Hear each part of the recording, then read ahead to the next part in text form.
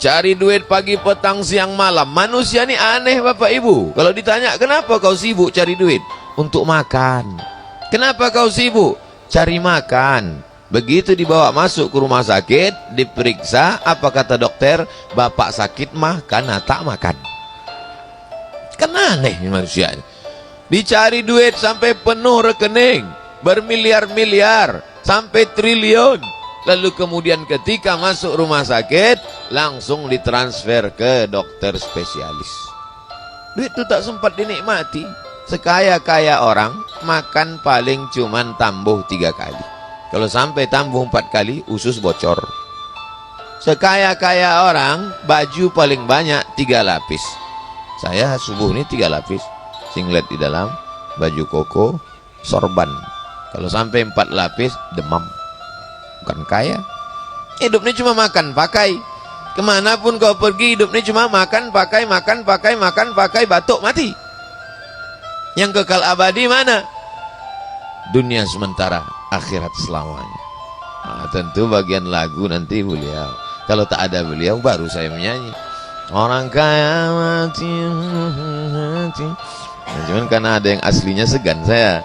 Kalau pas di tempat lain tak ada dia, saya gas. Karena ada, tak enak kita kan. Nah, jadi pada akhirnya kita ini semua akan menghadap Allah Subhanahu wa ta'ala. Ma'akal tafa'afnaita, yang kau makan busuk. Wa malabis tafa'ablaita, yang kau pakai lapuk. Wa matasaddaq tafa'amdaita, yang kau wakafkan itulah untuk hari esok. Kita ini mati, tanah untuk kita bukan luas betul. 2 meter kali 1 meter. Dalamnya 1, kita genapkan aja lah 2 meter biar dalam. 1/2 meter, 2 meter, 2 meter ke dalam. Itulah cuma. Menangislah istri, anak, menantu melepas. Ayah, atuh, abang, kenapa lakiku mati, kenapa tak laki si anu? Apa mau dikata, habis sudah. Hilang semuanya. Hanya tinggal kenangan-kenangan belaka. Hari pertama mereka menangis, hari kedua mereka mulai nonton TV. Gitu dia ketawa. Mesti dia tengok handphone. Gitu dia. Dia buka laci menengok mana STNK BPKB.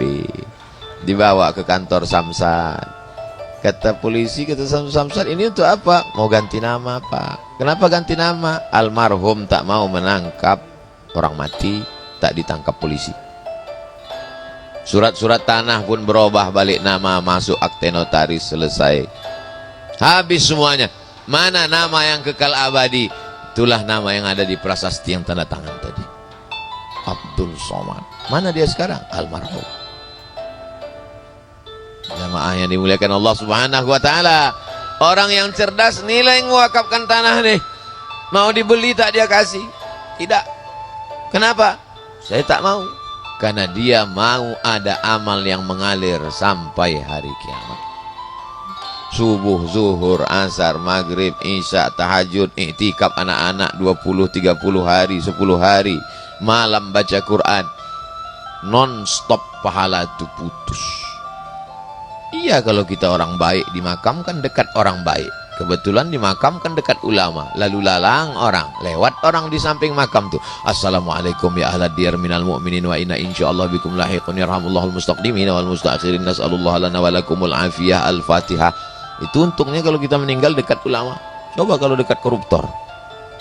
Kubur siapa tuh? Mampus ya dia. Kena juga kita sikit-sikit. Makanya kan nanti kalau itu tak ulama, mudah-mudahan kalau saya meninggal kebetulan pas jadwal di kota Palembang, tolong makamkan saya di pemakaman dekat makam para habaib. Biar supaya pas orang ziarah kubro ramai orang. Ada keluarga orang berkirim-kirim doa, dapat juga Abdul Somad. Ada keluarga orang berkirim pempek, dapat kita pahalanya. Itulah untungnya dekat dengan orang baik-baik. Pandang ke kanan, Ustadz Heri Sulaiman. Pandang ke kanan, Habib Mahdi bin Syihab. Pandang ke kanan, Ustadz Kemas Ali, Kemal. Kemal itu artinya sempurna. Tak ada yang lebih sempurna dari Ustadz Ali ini lagi. Pandang ke kiri, Pak Wali. Belakang jangan tengok lagi. Anggota dewan hadir, ketua hadir, datang pula mereka subuh berjamaah. Bayangkan itu. Ini kadang baru jadi RT udah tak sembahyang subuh. Ilaha illallah. Mohon maaf Pak RT, jangan tersinggung. Yang saya maksudkan ini itu tempat-tempat lain, entah di mana lah itu. Yang udah mati orangnya. Tapi hari ini luar biasa. Tadi sebelum terlambat pula kami datang. Saya terus terang sudah bangun, saya jam 4 udah duduk saya menunggu. Habis itu saya tanya, jam berapa subuh? Udah azan Pak Ustaz. Hah? Tempat kita nanti, insya Allah nanti kita sholat. Saya tanya, Habib kita sholat di mana? Kita sholat di sana. Sampai kemari langsung saya tanya lagi, Ustaz Dery udah sholat? Nunggu Ustaz katanya. Maju ke depan, Masya Allah, Tabarakallah. Di samping saya tengok kuburan almarhum. Kita bacakan Al-Fatihah sampai semuanya. Bagus kuburan ada di samping masjid. Supaya apa? Supaya salafi tak masuk ke masjid. Kalau masjid itu diambil orang NU, sendal hilang. Kalau masjid itu diambil Muhammadiyah, kunut hilang. Kalau masjid itu diambil salafi, semua hilang. Tapi salafi tak mau mengambil masjid yang ada kuburan. Kenapa? Karena bagi mereka dianggapnya kita menyembah kuburan. Jangan sholat di masjid yang ada kuburan. Ini perlu saya jelaskan. Supaya apa? Supaya jangan sampai nanti ini menjadi fitnah. Jangan sholat di masjid yang ada kuburan. Pembahasan tentang masjid yang ada kuburan itu 3. Pertama, sujud ke kubur. Yang kedua, menjadikan kubur sebagai masjid. Yang ketiga, sholat di masjid yang ada kuburan. Saya ulang sekali lagi. Sujud ke kubur, menjadikan masjid sebagai kubur, sholat di masjid yang ada kuburan. Ini memang pembahasannya agak menjelimet. Orang yang udah makan pun kadang susah memahaminya, apalagi yang belum sarapan. Pertama, sujud ke kubur. Sujud ke kubur, kalau menyembah kubur bisa haram. Dan sampai hari ini tak ada orang Islam yang sujud ke kubur. Yang kedua, menjadikan kubur sebagai masjid. Nah, itu yang dilarang Nabi. La'anallahul yahud wan nasara. Allah melaknat Yahudi dan Nasara. Kenapa? Ittakhadhu qubura anbiya'ihim masajid. Karena mereka menjadikan kuburan sebagai masjid. Meninggal Abdul Somad, dikuburkan. Setahun, 2 tahun, 5 tahun, 10 tahun, lalu kuburan itu diratakan, dibangun masjid di atas kuburan itu. Nama masjidnya Masjid As-Somad.